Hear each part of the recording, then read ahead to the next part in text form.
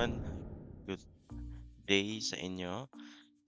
In this video, I will show you kung paano mag-file ng claim sa MP2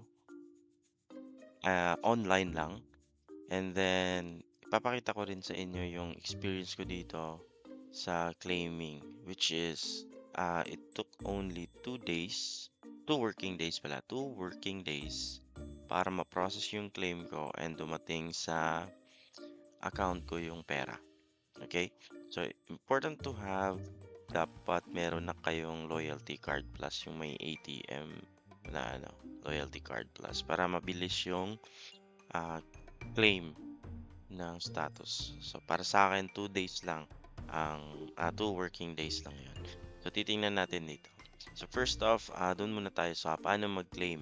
So, punta lang kayo dito sa virtual pag-ibig na pag-ibig, pag-ibig na website. Okay, so ipopost ko rin yung link dyan sa baba para at least ma-visit nyo yung pag-ibig. So here, meron tayong mga buttons and punta tayo doon sa Claim Pag-ibig Savings. Click nyo lang yan and lalabas dito kung anong Pag-ibig Savings yung gusto nyo i-claim. So for this video, dito tayo sa MP2 Savings. And yan, lalabas yung 4 steps kung paano siya i-claim. So make sure lang na naka-receive na kayo nung sulat galing sa Pag-ibig na pwede nyo nang i-claim or nag-mature na yung Pag-ibig MP2 nyo. So in my case, 5 years yung sa akin. So nag-email sila hindi email, mail talaga, no? Hard copy mail na I can claim daw yung aking Pag-ibig. So dito merong nakalagay claim application form. So i-click nyo to, download nyo, then you picture it sa cellphone nyo. Then i-upload nyo yan dito. Okay, so may guide naman dito. So kung i-click nyo, ayan, yan yung guide. Yan yung mga fill upan nyo na fill upan nyo na details in this form. So print nyo to, then fill up, and then picturean nyo lang naman yun. Then i-upload nyo yun dito. Okay, once na nag-proceed na kayo. The next is the one valid ID, photocopy or scan, or pwede nyong diretso picturean doon. Ilagay nyo lang sa so clear background lang. And then picturean nyo yung ID nyo. Then upload nyo naman. Then cash card if you have a loyalty card. Then selfie photo showing your ID. So yung ginawa ko, nag-selfie lang ako gamit cellphone. Then isang card lang. Hindi ko na yung cash card. Pero, yan, claim ko naman. Okay? So, dito makita nyo naman, click here for sample. So, sa akin, ang nagawa ko lang doon is yung ID ko. So, yung gamit kong ID noon is the driver's license para, kahit anong ID naman, national ID tatanggap.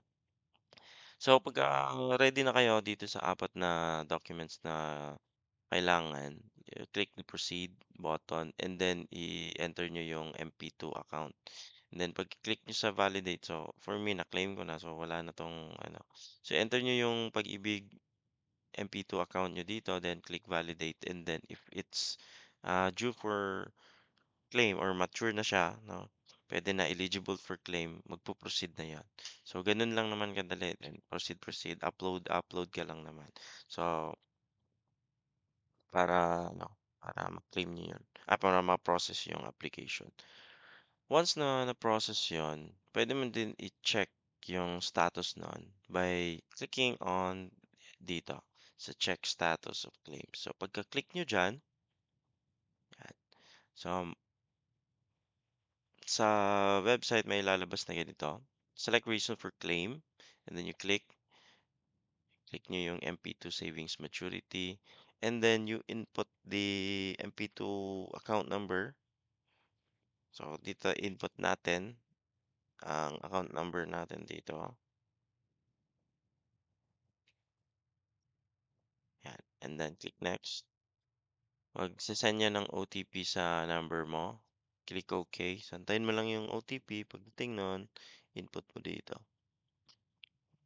So for this time, ayan, nakita na natin. Ito yung lalabas. So, Provident Benefit Claim Status Tracker. So nag-ano tayo, nag-file tayo nung Pag-ibig Savings around May 24, Friday 'to, May 24.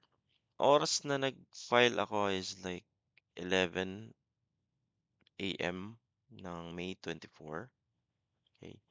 Then pagka Tuesday, May 28, was Tuesday,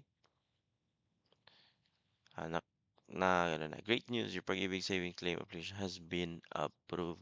Then, "Thank you." Gano'n, gano'n lang kabilis and gano'n lang kadali paano mag-claim sa MP2. Hindi mo na kailangan pumunta do'n sa ano mo, sa branch or any Pag-ibig branch, hindi mo na kailangang pumunta. Online lang ang pag-claim as long as you have the loyalty card plus. Yung sa'kin naman yung loyalty card plus ko is yung AUB na loyalty card plus.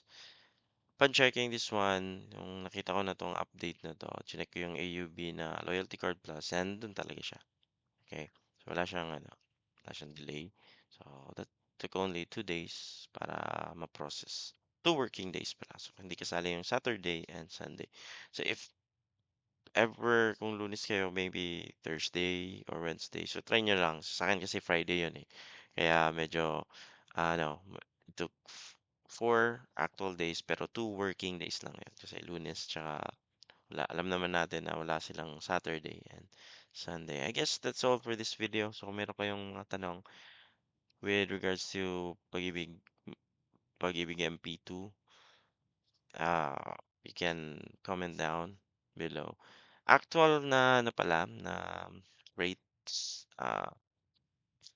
more or less nasa mga 39% in 5 years yung nakuha ko. Kasi nag-one time kasi ako, 2019 nag-one time ako, then upon claiming it's around 39% nung ano, 39%. Wala na siyang ano, mga fees. So, net talaga yan na ma-receive nyo, dividends. So, I guess that's all for this video. I hope you have a good day today and God bless everyone.